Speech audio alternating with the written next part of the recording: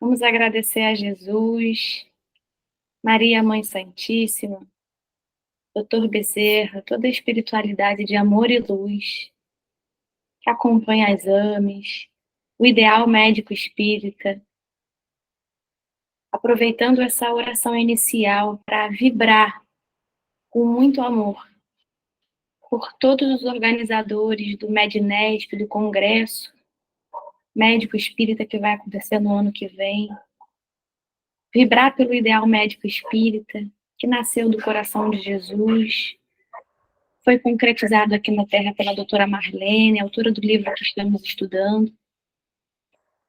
E nós aqui como continuadores, como estudiosos, que possamos abrir nossas mentes, nossos corações, para que possamos usar os nossos aprendizados para amar e servir, nos desintoxicando muitas vezes da intelectualidade exagerada, mas transformando conhecimento em amor ao próximo. Que Jesus possa iluminar a aula de hoje, a Fernanda em suas falas, e a todos nós. Assim seja.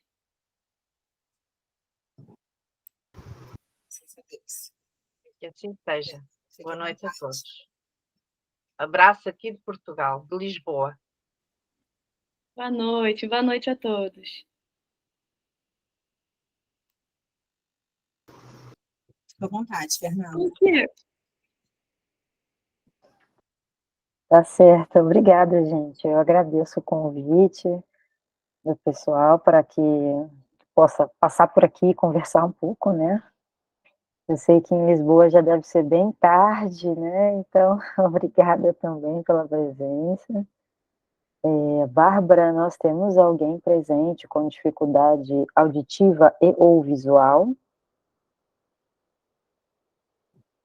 Não? Se tem, eu desconheço. Alguém aí se manifesta? Não. Não? Tá bem, é porque senão eu faria as adaptações necessárias à acessibilidade. Tá bem, pessoal, então eu agradeço muito o convite por estarmos aqui essa noite. Que horas eu preciso parar de falar, Bárbara? Porque senão você já viu, né? A pessoa fala até de madrugada, que fica buzinando. A gente costuma, assim, quando for 10 para as 9, já ir encerrando, para dar tempo de abrir para discussão, que as pessoas costumam querer perguntar. É isso, Natália? Tá bom? Se a Natália concordar. Tá certo. Então tá bom. Eu posso ir respondendo também as questões que forem aparecendo também. Como as meninas falaram, eu tenho todos os conflitos de interesse desse mundo com esse assunto, porque eu tenho a honra, e é uma honra mesmo, sou muito grata à espiritualidade por isso, de poder trabalhar com a glândula pineal no meu trabalho material, né? Eu sou professora da Universidade Federal de São Paulo e sou pesquisadora lá, trabalhando com glândula pineal e melatonina, em ritmicidade biológica. Então, é um assunto que me é caro triplas vezes, por assim dizer, né? Eu acabei fazendo um pouquinho, conversei com a Natália mais cedo, a pessoa falou, algumas pessoas fazem apresentação. Eu acabei juntando alguns slides aqui para a gente conseguir conversar, sem muita pretensão de passar todos eles, mas só para a gente conseguir falar um pouquinho sobre o que a doutora Marlene trouxe nesse capítulo do livro, que está no estudo, né? Então, eu vou mostrando aqui para vocês, deixa eu ver se está indo, ok, acho que está chegando, né? Tudo bem.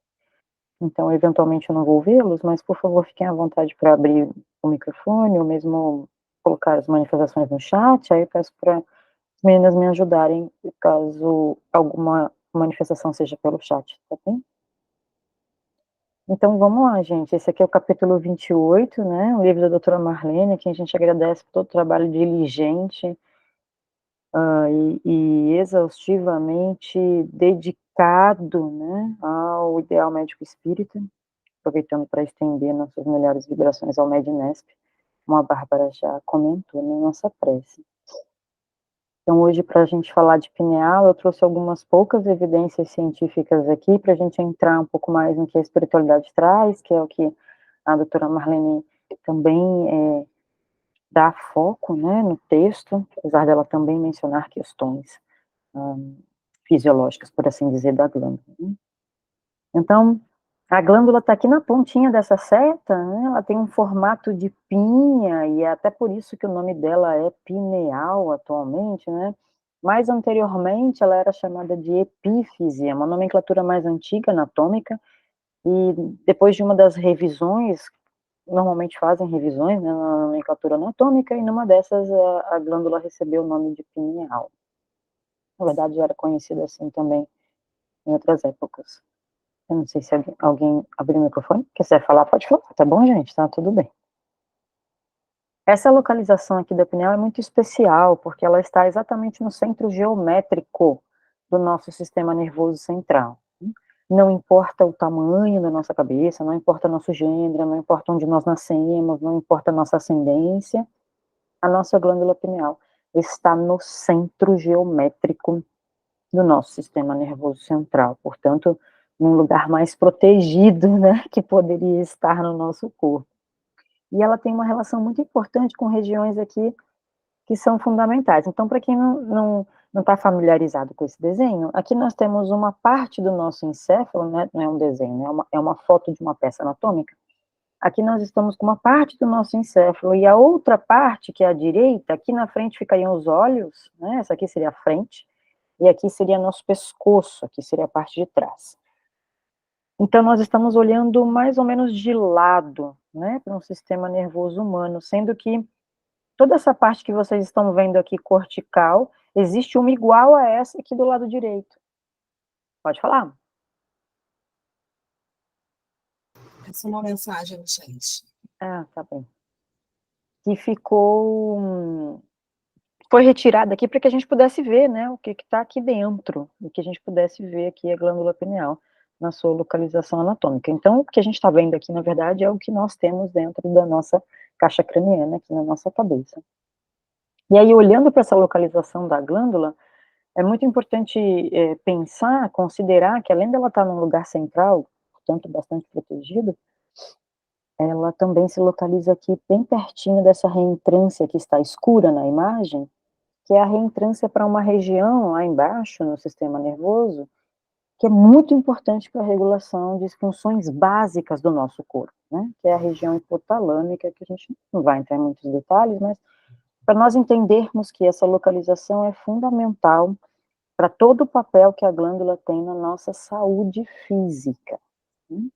Nós já... Fernanda, Sim, pode falar. dá licença, porque no chat tem uma questão aqui que eu vou te passar. Pois não, fale. Cláudia Cristina que passou para a gente. Ela coloca que ela faz tratamento para depressão há muitos anos, desde jovem, e gostaria de saber se os medicamentos controlados, antidepressivos, calmantes, é verdade que ele fecha ou fica sólida por isso. Acredito que ela esteja falando sobre a glândula, né? Se ela fecha ou fica sólida.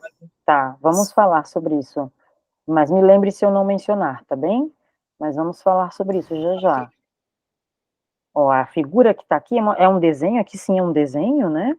E a gente está enxergando a pineal, que agora olhando de lado mesmo, então aqui estariam os olhos, né?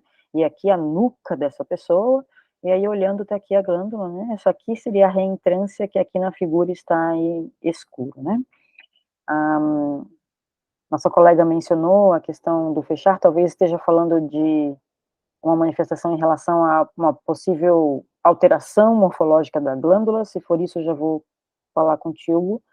Essa aqui é uma figura que representa, né, histológica mesmo, tá, microscopia, representando o que a gente conhece atualmente como, ou na verdade, popularmente, como calcificação, né, ou cristais, assim, chamados da glândula. Esse aqui é um aumento bem grande para a gente conseguir, né, ver, enxergar direitinho. E ele é um acúmulo de cálcio, né, cristais de hidroxiapatita, desculpe, de hidroxiapatita, que é um acúmulo de cálcio, usado, como, vamos dizer assim, como se fosse uma despensa de cálcio para a glândula, né? Precisou, ela retira dessa despensa, vai colocando lá para manter a despensa, precisou, retira, e assim vai.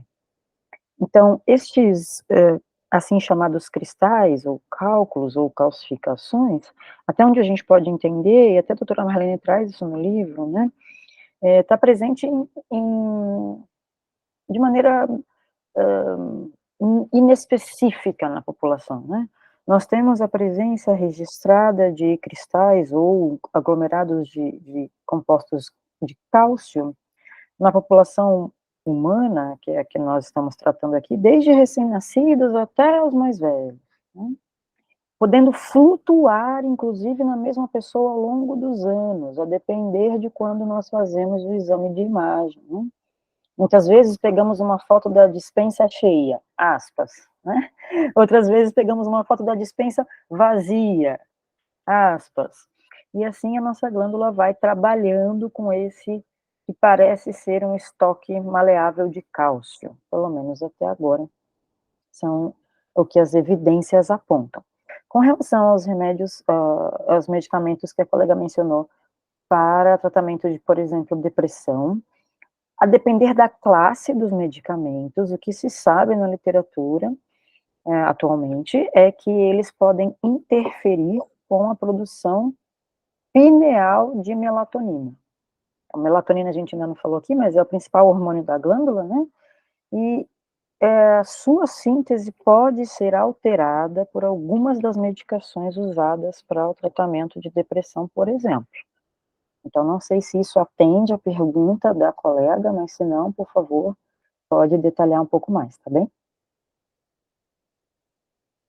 Então, é claro que a gente não vai destrinchar isso aqui, né, mas essa figura aqui é um cérebro humano, e nós já conhecemos toda a circuitaria que controla a glândula, tá bem? Isso não é segredo para nós, né? Do ponto de vista neural, é um núcleo hipotalâmico muito importante que controla a nossa glândula, com projeções para a coluna intermédio lateral alta aqui, né, um pouquinho abaixo da nossa nuca, e que depois essas fibras que aqui estão por fora, claro que elas sobem aqui por dentro, né, e atingem a nossa glândula, controlando todo o seu funcionamento. Então, do ponto de vista físico, a gente já conhece isso aqui, diferente do que existia na época de André Luiz, na época do livro, como cita a doutora Marlene no nosso livro de estudo.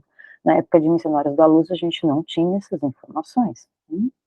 Claro que toda essa circuitaria neural que vocês estão vendo aqui, ela é complexa, detalhada, mas o que precisa ficar para a gente é o seguinte: a retina dos nossos olhos, ela é o órgão responsável pela captação de claro e escuro ambiental. Como que isso interfere com a pineal?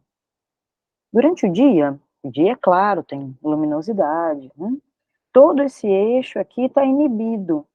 Então, a nossa pineal não está produzindo o seu principal hormônio. Então, durante o dia, nós não temos produção de melatonina. Já durante a noite, desde que a noite seja escura, porque é assim que a noite é lá fora, né? Se nós olharmos a natureza, a noite é escura. Nós é que inventamos a iluminação artificial e tudo mais, mas a noite é escura. Então, à noite, desde que ela seja escura, essa circuitaria toda é ativada. E aí a nossa pineal começa a produzir melatonina. Produz melatonina, joga na circulação sanguínea, vai para o corpo todo, e joga também no líquor, que é aquele líquido cefalorraquidiano que a gente conhece, que banha todo o nosso sistema nervoso central. Portanto, o sinal, para contar para vocês de uma maneira bem rápida, é o seguinte: durante o dia, a gente não tem melatonina no sangue. Durante a noite, desde que ela seja escura, começa a síntese de melatonina pela pineal, atinge um platô e decai de novo a zero antes do dia começar. Então, todas as nossas células leem o seguinte sinal: tem melatonina chegando, é noite lá fora. Não tem melatonina, é dia lá fora. E é assim que todo o nosso organismo pode funcionar adequadamente para o dia e para a noite. Nós pensarmos no nosso coração, por exemplo. Vamos considerar o coração. Ele não funciona da mesmíssima forma de dia e de noite. E nem daria para ele fazer isso, né? Porque são demandas diferentes. De dia a gente está de pé, interagindo, trabalhando, estudando. De noite nós estamos em repouso. Então, é outra demanda. A mesma coisa o nosso pulmão. Nossa frequência respiratória tende a ser maior durante o dia e menor durante a noite. A mesma coisa os nossos rins. A nossa formação de urina tende a ser acentuada durante o dia e diminuída durante a noite. E todos os nossos órgãos são assim, com demandas diferentes de dia e de noite. Portanto, eles precisam estar preparados para o dia e a noite. Quem avisa para esses órgãos que é dia ou noite? A produção pineal de melatonina. Se tem melatonina no sangue e no líquor, é noite. Se não tem, é dia. E todas as nossas células sabem ler esse sinal e organizar seu funcionamento. É assim que a melatonina é um sinalizador interno muito importante que regula a ritmicidade. Então, pode falar. Fernanda, Sim. Questãozinha aqui no chat. E como Pode falar. funciona a produção de melatonina para quem trabalha à noite? Ah, pois é, deixa eu voltar aqui. Então, quando a gente tem trabalhador em turno noturno, a noite não é escura, né? A noite é clara porque a pessoa está trabalhando. Então, a produção de melatonina é zero. Naquela noite, não tem melatonina. E aquele organismo, então, vai passar por aquele período sem saber, aspas, que é noite. E uma vez, duas, três, 10, né, 50, 100, um ano, 10 anos, traz danos para a saúde daquela pessoa, já comprovados na literatura científica, dos mais variados possíveis, maior incidência de tumores, maior incidência de distúrbios metabólicos, maior incidência de problemas cardiovasculares e assim por diante. Então, o trabalho em turno noturno é absolutamente danoso para a saúde humana. Por quê? Porque nós somos bichos de hábito diurno e repouso noturno. Ainda que alguns de nós gostem de acordar mais cedo, outros acordam mais tarde, ficam acordados até mais tarde, outros dormem mais cedo, ainda que isso exista, e existe mesmo entre nós, nenhum de nós da espécie humana tem ou teria facilidade ou tranquilidade para trabalhar a noite inteira. Isso não é da nossa espécie. Há espécies que são assim, ativas durante a noite, mas não é o caso da nossa. Então, o trabalho em turno noturno é danoso à saúde, a gente já sabe. Por isso, a questão da insalubridade, algumas questões também, né? Mas quanto à produção de melatonina, é zero. Então, posso pôr uma Pode falar? questão? Sim, claro. Então, há relação da glândula pineal com o sistema endócrino, Sim. certo? Correto. Ela guarda ascendência, como diz lá em André Luiz, né, que a doutora Marlene também colocou, a frase do orientador para André era que ela guarda ascendência no sistema endócrino, né? O que a literatura científica contemporânea sabe?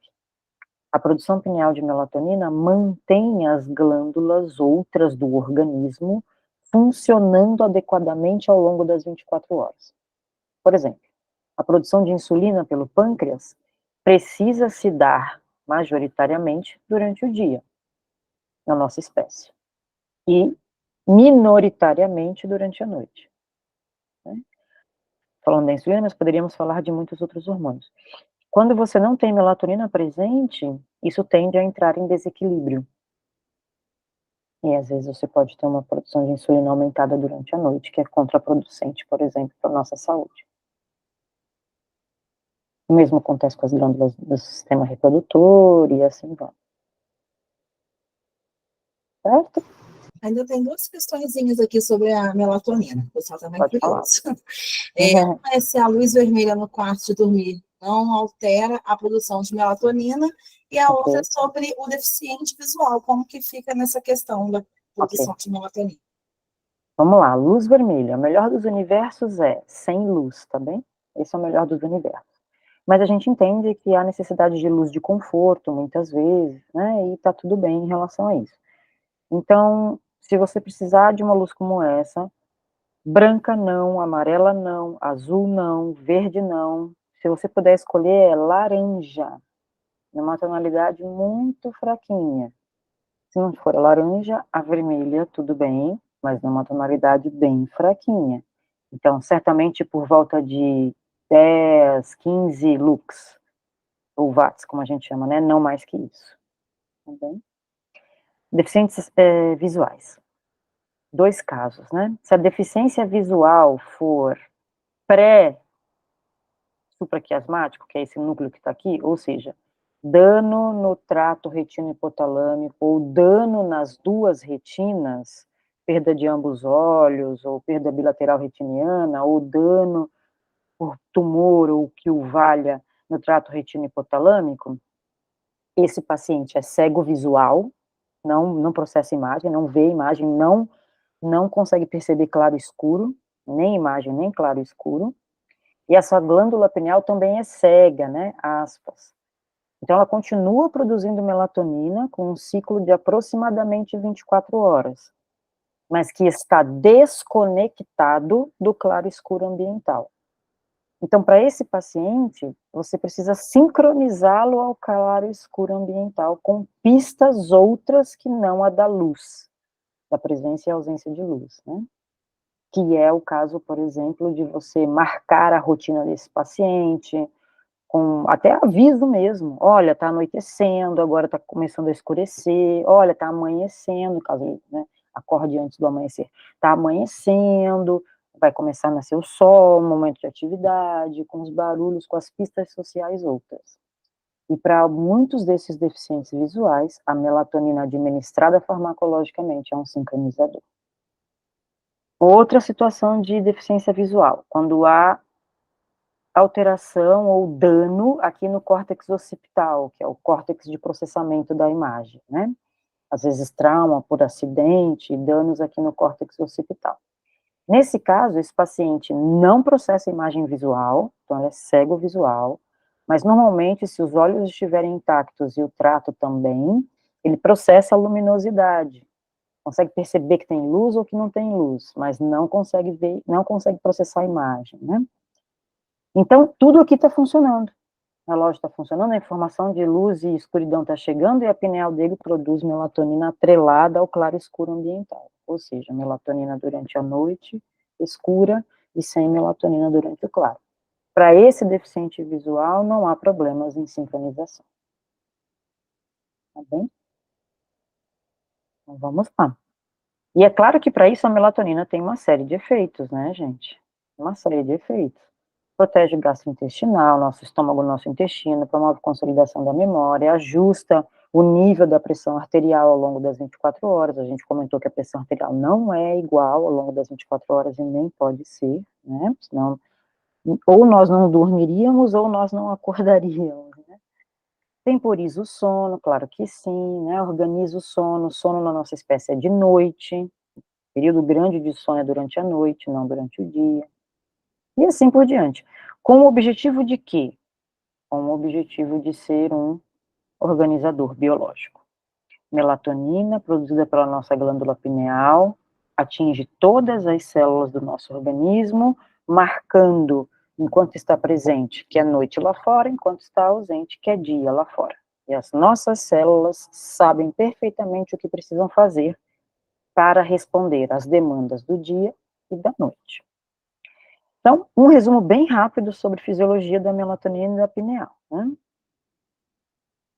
O professor Hernani Guimarães Andrade, sempre nos falando sobre as obras de André, diz: estas obras serão futuramente objeto de estudo sério e efetivo nas maiores universidades do mundo e consideradas como a mais perfeita informação acerca da natureza do homem e da sua vida após a morte, do corpo físico.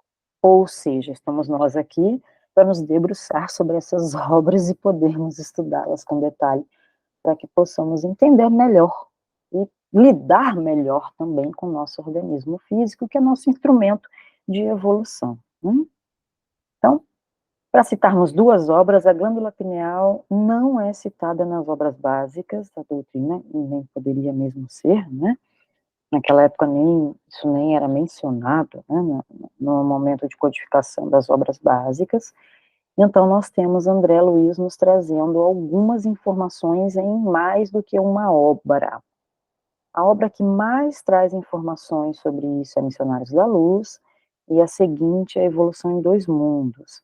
As demais trazem algumas citações. Vou mostrar aqui para vocês. Vamos ver se vai dar tempo para eu não atropelar o nosso tempo aqui. Então, Missionários da Luz, publicado em 1945, Evolução em Dois Mundos, publicado em 1959. Para a gente ter uma ideia da complexidade disso, a descoberta da melatonina se deu em 1958. Então, a espiritualidade nos trouxe informações sobre a glândula antes mesmo de nós termos conhecimento do seu principal hormônio, que é a melatonina. Então, imagina a dedicação mesmo, né, da espiritualidade em dar informações sobre uma glândula que para a gente significava absolutamente nada. Era um órgão vestigial, como o próprio André Luiz cita em Missionários da Luz, que enquanto médico encarnado, para ele essa era uma glândula em extinção, ou seja, sem função alguma, né? E de novo a gente agradece o trabalho de Francisco Cândido Xavier, com uma dedicação sobre-humana, praticamente, né? Para nos trazer tantas e tantas informações, incluindo, claro, todo o trabalho da espiritualidade, em dedicar-se a estas psicografias e transferência de informação, ainda que nós eventualmente não tivéssemos todas as condições de entender. Até porque se a espiritualidade for esperar a gente ter todas as condições de entender, provavelmente vai demorar muito, né? Então, muito obrigada a Chico e também, obviamente, ao trabalho de André, que nos permite estar aqui hoje conversando sobre esse tema, né? E que são as bases que a doutora Marlene usou nesse capítulo do livro de estudo. Então, de novo, estamos aqui com a figura da pineal, né, para a gente relembrar aqui a localização. E vamos começar com um trecho que aparece no livro, então convido a todos que gostarem do tema para fazerem a leitura dos capítulos 1 e 2 de Missionários na Luz, Missionários da Luz, desculpe, porque de fato são dois capítulos assim, sensacionais em relação às informações que puderam ser trazidas sobre a glândula.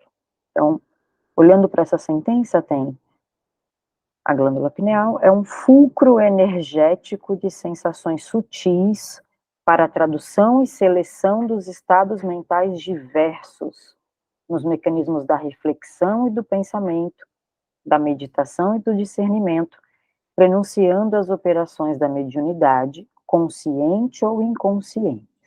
Então, vamos parar um pouquinho para destrinchar aqui, né? Então, ele menciona, lembrando que era um orientador, né, espiritual, com o André Luiz, que estava em observação de aprendizado, né, para o aprendizado, observando a atividade mediúnica no planeta Terra para aprendizado e trabalho no bem.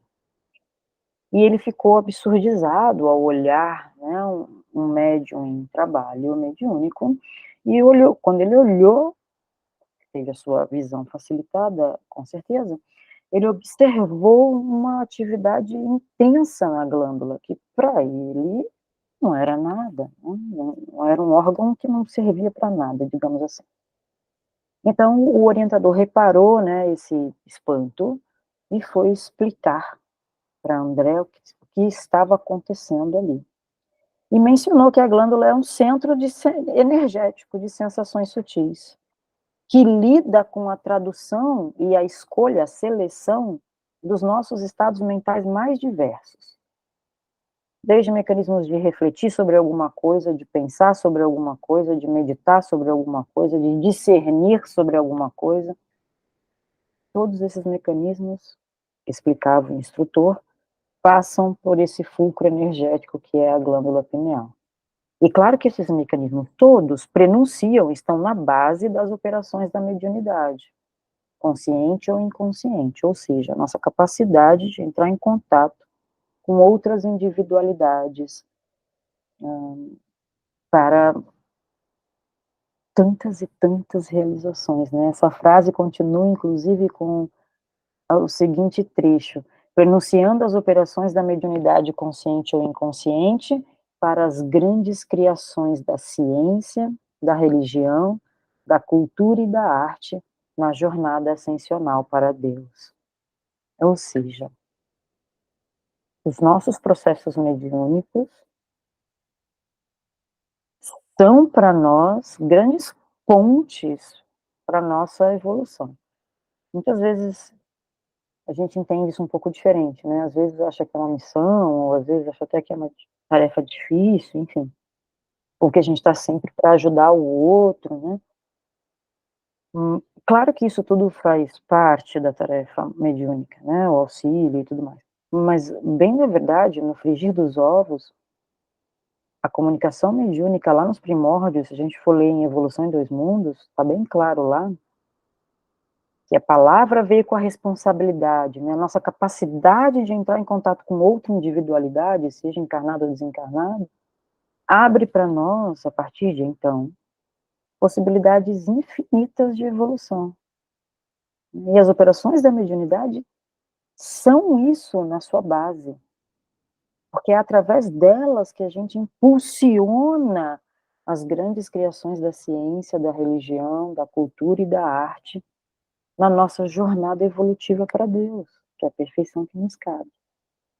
Sem essas atividades mediúnicas, seria muito complicado o nosso processo de aprendizagem e evolução enquanto encarnados, né? Então, lá em Evolução Dois Mundos, de novo, é bem claro isso, né? É quando a humanidade consegue entrar minimamente em sintonia, através do seu aparelho fonatório e tudo mais, com individualidades do mundo espiritual, que o processo evolutivo começa a caminhar mais acertadamente. E quem está na base de tudo isso, explica o orientador, é a glândula pineal. Lá no capítulo 2 ainda, né, nós temos ligadamente, através de princípios eletromagnéticos do campo vital, que a ciência comum ainda não pode identificar, comanda as forças subconscientes sob a determinação direta da vontade. Ou seja, é a nossa glândula, através de princípios eletromagnéticos que nós não conhecemos, não sabemos identificar, comanda as forças subconscientes sob a determinação da vontade. E de onde vem a vontade? Pensamento e vontade são atributos do espírito, nossos atributos básicos, né? E através deles nós geramos a nossa força mental, a nossa matéria mental. E é através da glândula que nós temos esse comando dessas forças para controle do nosso organismo, assim explica o orientador. As redes nervosas constituem-lhes os fios telegráficos para ordens imediatas a todos os departamentos celulares. Pois é, como que a ciência vê isso, né? Através da melatonina. Então, aqui está mencionado redes nervosas. Será que essa foi a menção porque na época nós não conhecíamos a melatonina, ou será que essa menção é porque nós ainda precisamos procurar redes nervosas, né, que são de responsabilidade da glândula?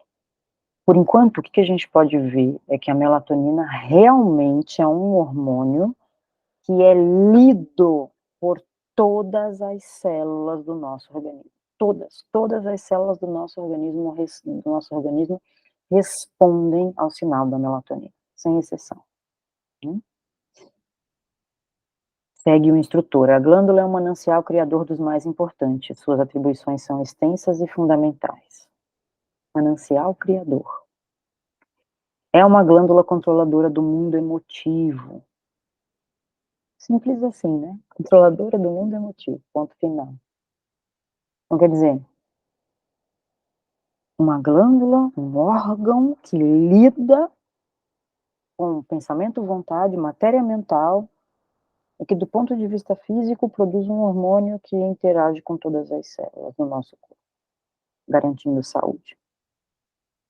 Então, uma colinha aqui do Evolução em Dois Mundos, que eu sempre faço, do capítulo 16, mas, por favor, fiquem absolutamente à vontade para fazer a leitura do capítulo e fazer suas próprias desenhos, né? Eu gosto muito de fazer esquemas para facilitar meu entendimento, então, nesse capítulo, André nos traz que o espírito, nós, espíritos, através dos nossos atributos pensamento e vontade, Só pensamento não adianta, só vontade não adianta, né? Pensamento e vontade formamos a nossa matéria mental. Nossa matéria mental é da nossa responsabilidade, e ela é formada pelo nosso pensamento e vontade.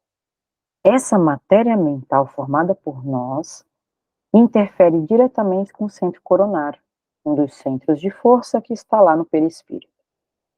Essa interação com o centro coronário gera uma corrente vitalizante, de energia vitalizante mesmo, que passa do centro coronário para todos os outros centros vitais do nosso perispírito, e também para o diencéfalo, que é uma região do nosso sistema nervoso central. Região essa que inclui a glândula pineal.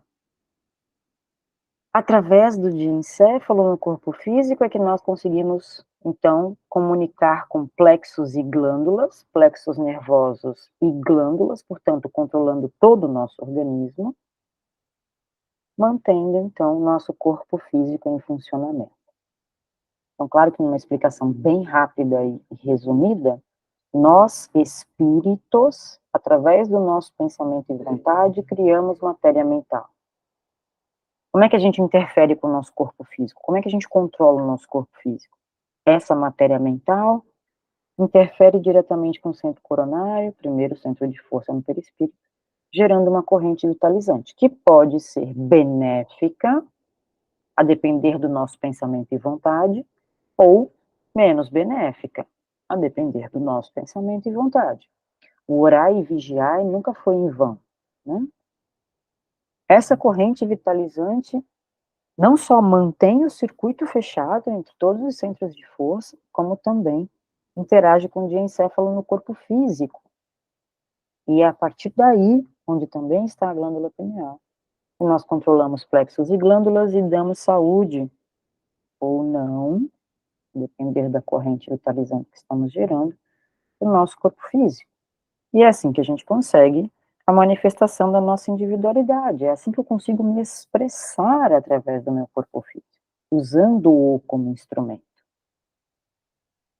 Então, o instrutor diz, o centro coronário é o ponto de interação entre as forças determinantes do espírito, pensamento e vontade, e as forças fisiopsicossomáticas organizadas, corpo físico. Como é que a gente interage com o corpo físico? Através do nosso perispírito e através do centro coronário. Claro que não é o único ponto de interação, mas é um ponto importante de interação responsável pela comunicação, por exemplo, com o mundo espiritual. Então, quando a gente olha para o centro coronário, vale a pena lembrar algumas das suas funções, né? Sede da mente, assimila os estímulos do plano superior, orienta o metabolismo orgânico, supervisiona os demais centros vitais e está sob controle do espírito. A nossa ação no centro coronário é fundamental para controlar o nosso corpo, através da relação do centro coronário com o diencéfalo, que nessa imagem está em azul mais clarinho, exatamente onde está a glândula, bem aqui. Então, a nossa matéria mental interage diretamente com a glândula do corpo físico. Ainda em missionários, a gente tem o orientador continuou caminhando com o André explicando e diz, pode reconhecer agora que todo o centro glandular é uma potência elétrica? No exercício mediúnico de qualquer modalidade, a epífise, que no caso é o nome antigo para pineal, desempenha o papel mais importante. Através de suas forças equilibradas, a mente humana intensifica o poder de emissão e recepção de raios peculiares à nossa esfera. Ou seja, em qualquer exercício mediúnico, a pineal desempenha o papel mais importante. Está ali citado pelo orientador.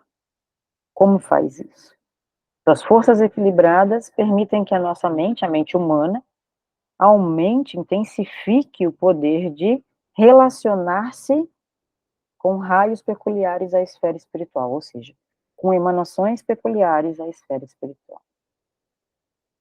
O orientador é bastante claro, apesar de, se alguém tiver o WhatsApp de André Luiz, eu queria fazer algumas perguntas também, tem várias perguntas para fazer para André. Se alguém tiver contatos diretos, eu gostaria de poder perguntar alguns detalhes que não deu para ele falar naquela época, mas que eu gostaria de saber e ajudar a esclarecer, né? Ainda nesses capítulos tem reconheci, então era André, né, olhando e reconhecendo. Reconheci que, de fato, a glândula pineal do intermediário, lembrando que ele observava um encarnado em atividade mediúnica, expedia luminosidade cada vez mais intensa.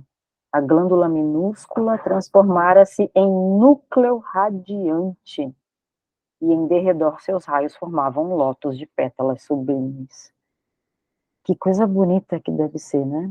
Poder ver um encarnado em atividade mediúnica e sua glândula brilhando como um lótus. Muito bonito. É a glândula da vida mental. Ponto final. Assim é dito pelo instrutor. O mais avançado laboratório de elementos psíquicos da criatura terrestre. Olha que coisa rica, né? O mais avançado laboratório de elementos psíquicos da criatura terrestre. Nós temos na nossa glândula um laboratório de elementos psíquicos, ou seja, de matéria mental, de energia mental, que tem força, gera corrente vitalizante. Ela preside os fenômenos nervosos da emotividade, como órgão de elevada expressão no corpo etéreo. Estamos, então, falando agora lá no perispírito, né? Desata, de certo modo, os laços divinos da natureza, os quais ligam as existências umas às outras, na sequência de lutas pelo aprimoramento da alma, e deixa entrever a grandeza das faculdades criadoras de que a criatura se acha investida. Uma glândula que contém em si a possibilidade de desatar os laços que ligam as existências umas às outras, ou seja, quase que um armazém ali, né, das nossas experiências pregressas, que no fundo formaram o que nós somos atualmente. Nessa luta constante pelo aprimoramento de nós mesmos. Deixando, portanto, entrever a grandeza das faculdades criadoras que nós temos, dadas por Deus. Vós sois deuses, podeis fazer o que faço e muito mais. Vós sois co-criadores em plano menor. Nós temos a faculdade em nós. E estamos em trabalho para aprender a utilizá-la da melhor forma possível.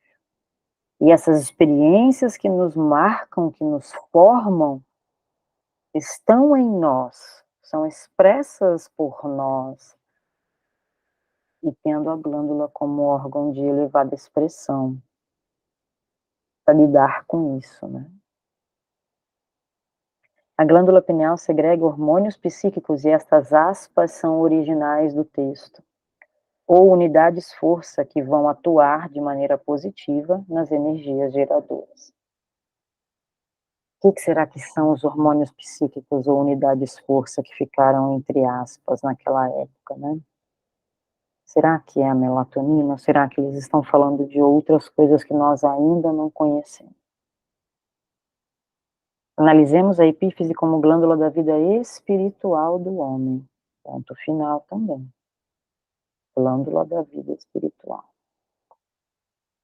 Segregando delicadas energias psíquicas, a glândula pineal conserva ascendência em todo o sistema endócrino, que é o que comentávamos antes, né?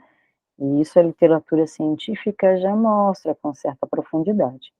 O funcionamento das outras glândulas ao longo das 24 horas depende da melatonina, que é produzida pela glândula pineal. E muitas obras continuam falando do papel da glândula na mediunidade. Né? No Mundo Maior, por exemplo, o abnegado amigo colocou as mãos sobre os lobos frontais dela, uma médium encarnada em atividade mediúnica. Observei que na epífise lhe surgira suave foco de claridade radiante, uma pineal brilhando de novo. Né? Nos domínios da mediunidade, o cérebro da nossa amiga apareceu-nos poderosa estação radiofônica, O assistente observou conosco aquele precioso labirinto em que a epífise brilhava como um pequenino sol azul. Mecanismos da mediunidade. O magnetizador estará projetando o seu próprio fluxo energético sobre a epífise do hipnotizado. Glândula essa de suma importância em todos os processos medianímicos, por favorecer a passividade dos núcleos receptivos do cérebro. Uma glândula que favorece a passividade dos núcleos receptivos do cérebro, ou seja, que lida com sentimentos, pensamento e vontade e promove a seleção desses processos mentais. Missionários da Luz. Compreende agora as funções da epífise no crescimento mental do homem e no enriquecimento dos valores da alma? Se eu tivesse lá do lado de André, eu teria dito, não preciso de mais informações. Mas eu entendo que, claro, já nos deram muitas informações, né? Mais do que tínhamos condições de entender em 1945. E somos gratos por isso. Segregando unidades força pode ser comparada à poderosa usina que deve ser aproveitada e controlada no serviço de iluminação, refinamento e benefício da personalidade. Ou seja, estamos falando de uma glândula que na verdade é uma usina e que, portanto, pode ser aproveitada adequadamente para o caminho da evolução que nos cabe. Evolução essa que é nossa em primeiro lugar, mas que também é da coletividade que caminha conosco. E essa é a grande mágica, aspas, não é mágica, mas enfim, a grande questão sensacional da evolução, né? Não, a gente não está apostando corrida, não é quem chega primeiro, é chegar junto, né? É caminhar para a perfeição junto. E aí, terminando aqui, porque já deu nosso tempo, uma frase de André que é muito tocante para mim, que foi a frase que quando eu li, bem mocinha, bem novinha, foi a frase que me fez decidir o que eu ia fazer profissionalmente. É essa frase aqui. É nela, na epífise, que reside o sentido novo dos homens. Entretanto, na grande maioria deles, a potência divina dorme embrionária. Então, nós possamos mais e mais entender o papel da pineal, não só na saúde humana, mas também nos processos medianímicos e na nossa caminhada evolutiva, e que a gente esteja sempre disposto, né, a nos dedicar à melhoria através do trabalho no bem, do autoconhecimento e das nossas boas emanações, que certamente ajudam a nossa própria caminhada, mas também da coletividade à nossa volta. Muito obrigada, meninas. Entrego de volta com 1 minuto de atraso, me desculpe. Atraso não, maravilhosa. Foi ótimo isso tudo. E temos algumas perguntinhas aqui. Estava aguardando a gente vir para o final, para não te interromper mais. Ah, vamos lá. Uhum. Deixa eu só agora me achar. Ah, eu acho que está na Rosane. Reposição de melatonina para quem tem dificuldade de dormir, não era essa? É porque tem uma moça aqui, a Cláudia, que falou lá no inicinho, primeira pergunta que ela fala sobre que ela fazer o tratamento, né, sobre depressão, aí você respondeu e ela colocou aqui que quando ela fala em fechar, que ela se refere à mediunidade, se fica bloqueada. Tá certo, Cláudia. Então, até onde a gente conhece de evidências científicas, não há essa informação, tá bem? Não há evidências suficientes que digam que o tratamento, por exemplo, com medicação para depressão, altere a sua capacidade mediúnica, por assim dizer, tá bem?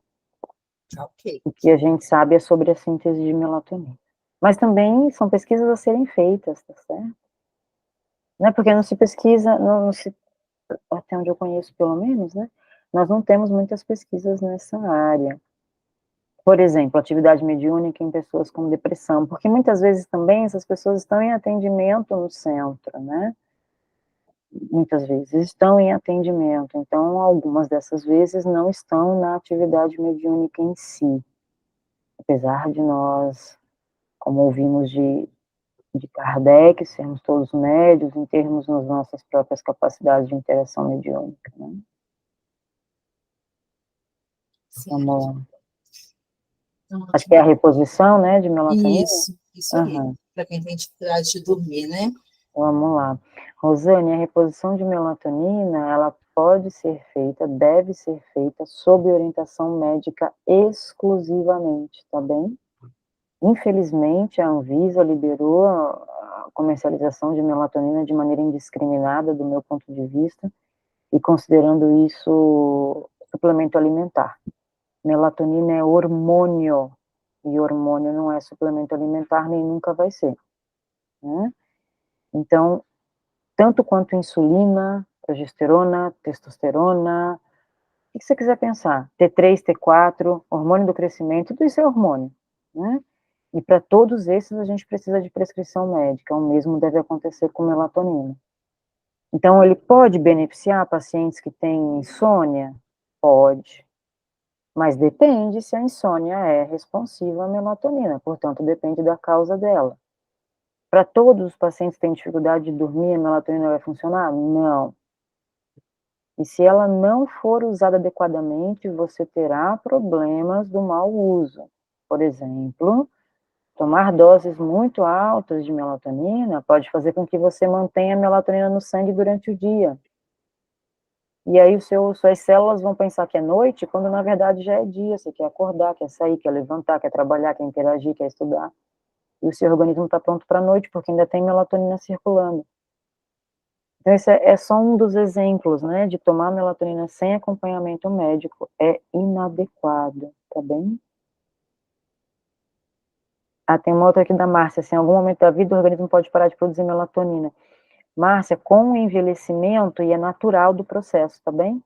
Nós produzimos menos melatonina. Então, é assim, ó, na infância é o período que a gente produz mais melatonina na nossa vida. Quando a gente vai entrar na puberdade, a nossa produção já cai 50%.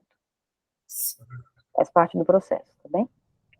E conforme a gente vai envelhecendo, ela vai diminuindo progressivamente, até que por volta de mais ou menos 70 a 80 anos, a gente está produzindo 10 a 15% do que a gente produzia quando adulto jovem. E isso é natural, não é uma doença, tá bem? Acontece como parte do processo de envelhecimento, como acontece com outros hormônios também. Parar de produzir por completo, por enquanto a gente conhece os casos de tumor na glândula. Tem que se desenvolve tumor na glândula e aí esse tumor precisa ser tratado, então a glândula é destruída, né? E aí sim, aquele paciente não produz mais melatonina. Bem,